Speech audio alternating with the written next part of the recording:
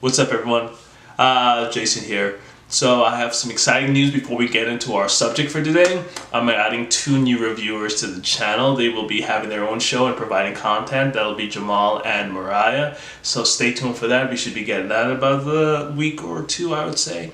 But today is kind of special. I finished in the last few days Final Fantasy VII Remake and just wanted to give my quick thoughts on it. So without further ado, let's get into it. So by now, if you do not have Final Fantasy VII Remake, you're probably on the fence on whether or not you should be getting it or not. You have those 2 waves. The first wave is usually gung-ho. By the way, Final Fantasy VII Remake broke records, okay? It has the most digital sales for any PS4 or Sony exclusive, beating out God of War and Marvel's Spider-Man. It sold about 3.5 million units. Overall, a really huge success. So they're on their way for breaking some further records, maybe top the most sales, perhaps. At this point, if you don't have the game, you're definitely on the fence. And so this review is just to kind of tell you what the pros and cons are, and yeah, maybe help you decide whether or not you want to help history in the making. The way that I decided to do this review, I could give it numbers, numerical scores between 1 and 10. Usually I would do this for graphics, sound, and storytelling, but I think I'm going to do this review a little bit differently, and perhaps going forward.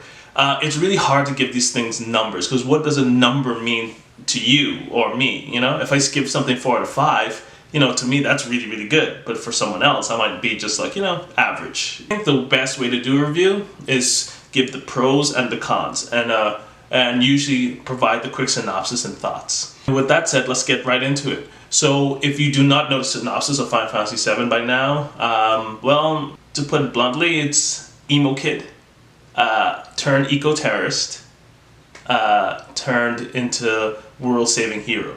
I'm trying not to give any spoilers away, but that was an oversimplification of the whole matter. But you start off as a ex-military kind of character by the name of Cloud Strife. He becomes a mercenary for hire, and yeah, he's called back by an old friend, Tifa, and yeah, he gets involved in some very activities against the local government and corporations in Midgar. So it's kind of a pseudo-corporation terrorism, eco-terrorism type group by the name of Avalanche that he gets involved with. Yeah, the whole story, this particular remake, takes place in that first part of the original game, which explores the eco-terrorism part of that story.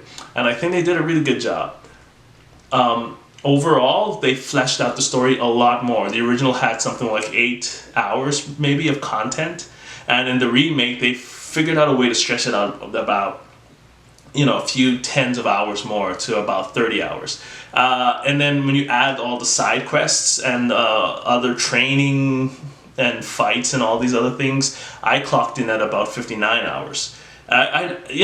That's leading into one of my first comments about this when we're going into the cons.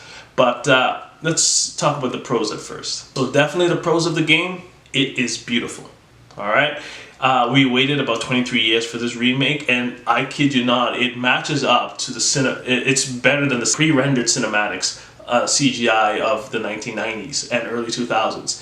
It's absolutely gorgeous. Every strand of hair, the colors pop out. The music is incredible. It's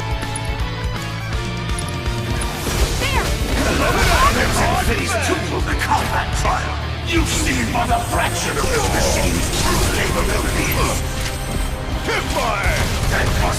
If you look at the original soundtrack that they are selling on the Square Enix site, it's a 7-disc soundtrack, okay, with about 20 songs each. So this is a massive music library, and every song suits every situation of the game.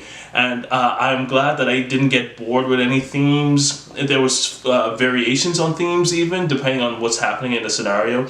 And Square did an interesting thing in this where they would layer soundtracks over soundtracks. So you might have like a quiet theme overlaying a second phase theme, so when the scenario changed within the game, it would switch over tracks to the second, more exciting track. And now that's an intriguing concept, and I hope they take that forward on all games.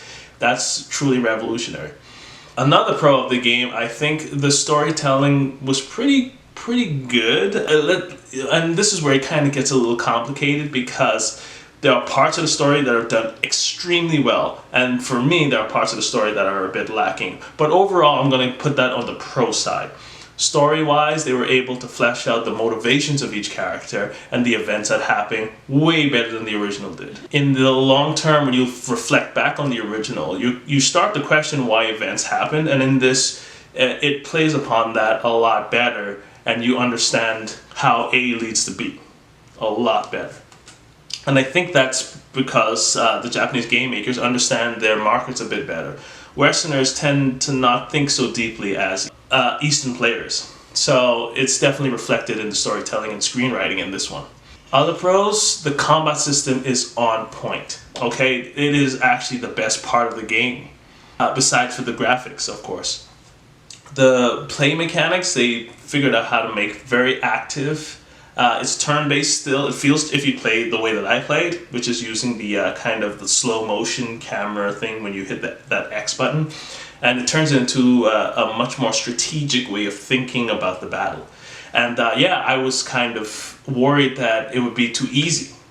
You know, sometimes games feel a little too easy, and in this, no, not at all. It was well balanced. I felt like the difficulty was on point. I had to grind levels just to keep up.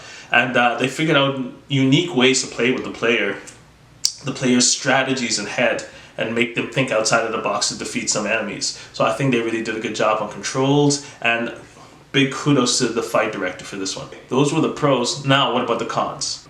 First off, big con on this is the playtime. You know, I like my games like I like my women very, you know, well designed, and can take me a long way.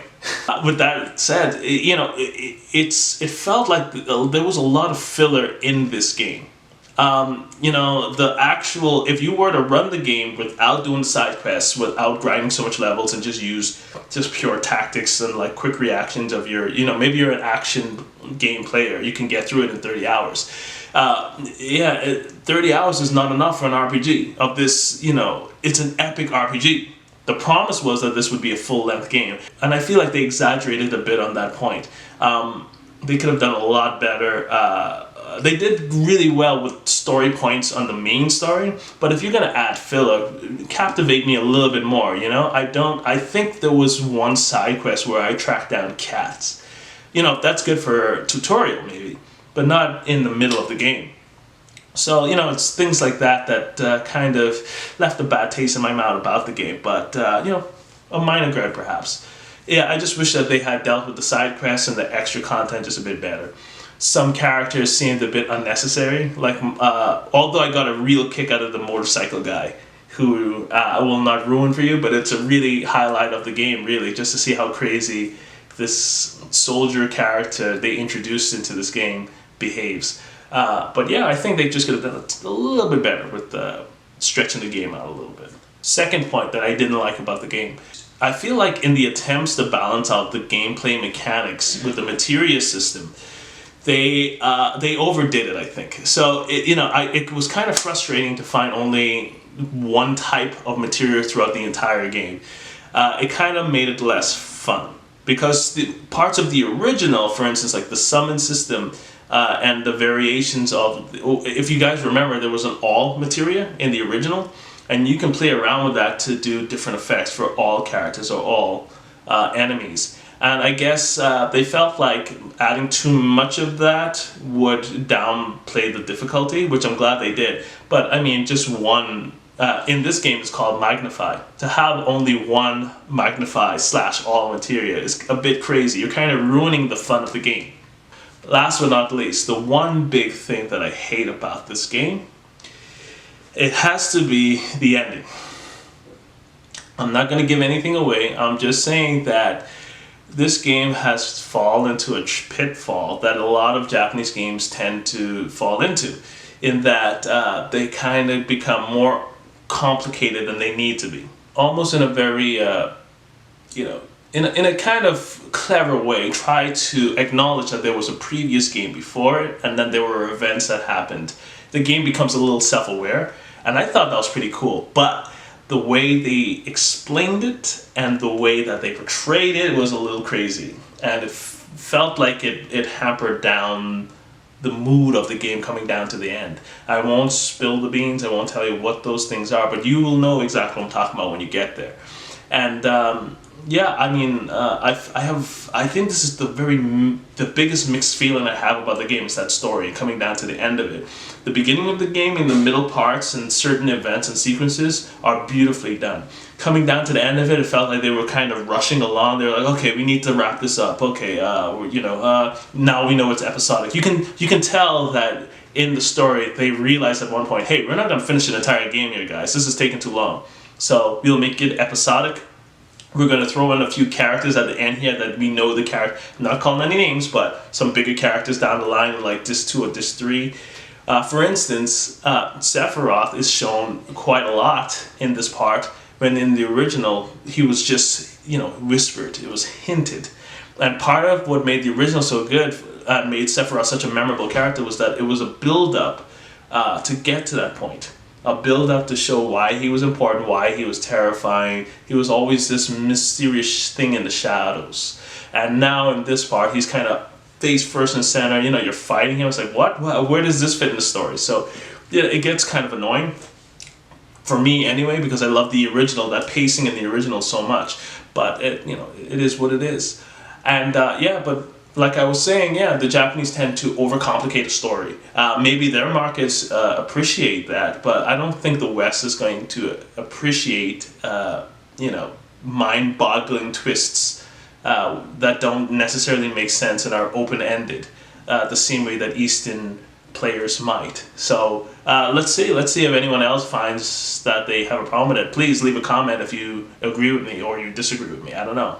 But other than that, I think it was a clever game in general, but they definitely could have tweaked that ending just a little bit. That's my quick review. This should come out to about 15-20 minutes, so not so quick perhaps, but please comment and subscribe. And like I was saying, we have 2 new reviewers that are going to be joining the channel. We're going to spice up the channel a bit with a few more different shows. With all that said, I hope you enjoyed the video, and don't forget to subscribe and comment, and stay safe out there.